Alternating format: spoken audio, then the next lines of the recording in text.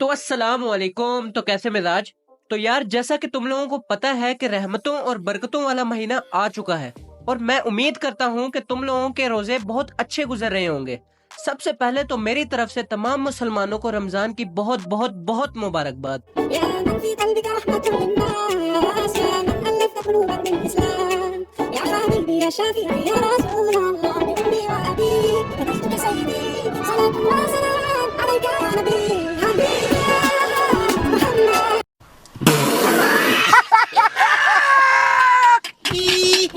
तो अब आते हैं वीडियो के मेन टॉपिक पर। वैसे तो रमजान अपने वक्त पर ही आता है, लेकिन रमजान का इंतजार और खुशी हफ्ता पहले से ही होने लग जाती है। बात शुरू करते हैं वहाँ से जहाँ पर हमें यह पता चलता है कि रमजान का चांद दिख चुका है और कल पहला रोजा है।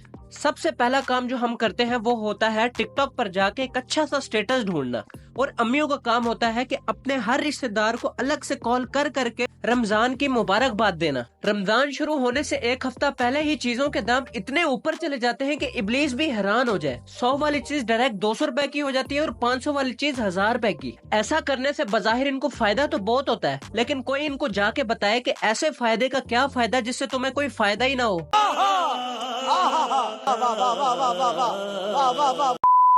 अब बात करते हैं नमाज तरावी की।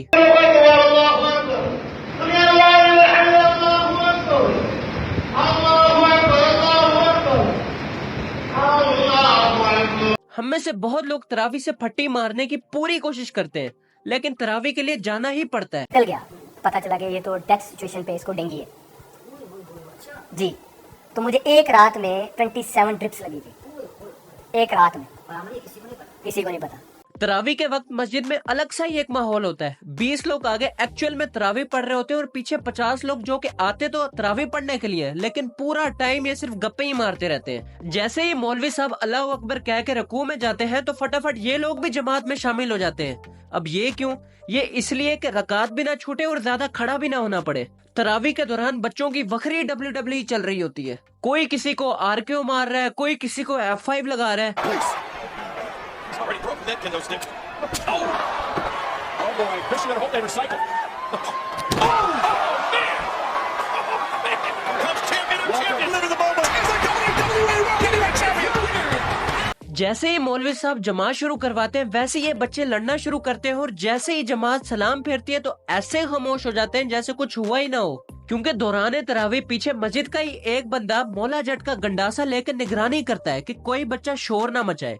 लेकिन अगर उसने किसी को लड़ते हुए या फिर शोर मचाते हुए देख लिया तो तशरीफ पर ऐसी सोटियां पड़ती है ना कि जिंदगी का आनंद मिल जाता है। पूरी 20 तरावी पढ़ना भी किसी इम्तिहान से कम नहीं है। बहुत ही कम लोग होते हैं जो कि पूरी तरावी पढ़ते हैं, बाकी तो बस किसी ने 8 पढ़ ली, किसी ने 10 पढ़ ली, इससे ज्यादा नहीं।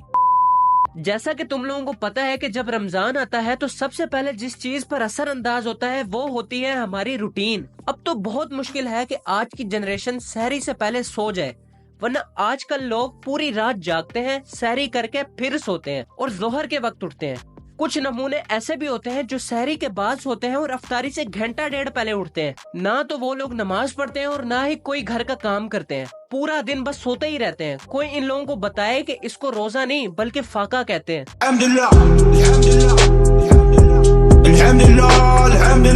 जो लोग रात को सोकर सहरी के लिए उठते हैं ना, उन लोगों का भी अजीब ही हाल हुआ होता है। एक तो इनको उठाना भी एक अजाब है। अम्मी उठा उठा के थक जाती हैं, लेकिन मजाल है कि ये लोग उठ जाए।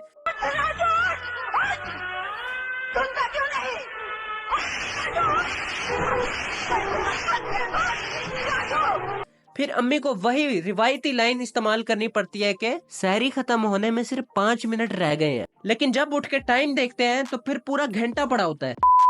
अम्मियों को भी सारे काम जस्ट सहरी से पहले ही याद आते हैं। मैं तुम लोगों से शर्त लगाता हूँ कि तुम लोगों के साथ कभी ना कभी ऐसा जरूर हुआ होगा कि लोगों के घर में सहरी बन रही होगी और तुम लोग अभी दूध दही लेके जा रहे होगे।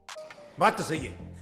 ये बात तो हो गई सहरी बनने तक की। सहरी बनने के बाद भी सहरी करने वालों की 2 किस्में हैं। एक तो वो लोग जो कि सहरी के वक्त से 15-20 मिनट पहले ही सहरी करके फारिग हो जाते हैं, उन लोगों का तो बिल्कुल चिल सीन है। दूसरी किस्म में वो सुस्त लोग आते हैं जिनको भले घंटा पहले भी उठा दो ना, तब भी इनकी सहरी वक्त पर होती ही नहीं है। अभी इनका पहला लुकमा मुंह में होता है और सहरी का वक्त खत्म, और ये इन लोगों के साथ रोजाना होता है।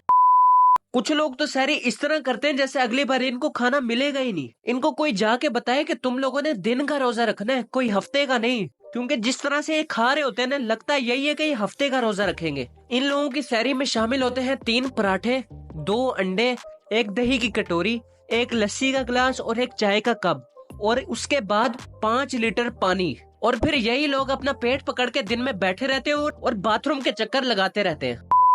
तरावी के बाद नाइट क्रिकेट खेलने का भी अपना ही मजा है। और ये क्रिकेट ऐसा नहीं कि एक दिन खेल ली या 2 दिन, बल्कि गली मोहल्लों में बकायदा इसके टूर्नामेंट करवाए जाते हैं जो कि पूरे 30 दिन तक तरावी से लेकर सहरी तक चलते हैं। इस चीज को देखने में उतना ही मजा आता है जितना कि खेलने में।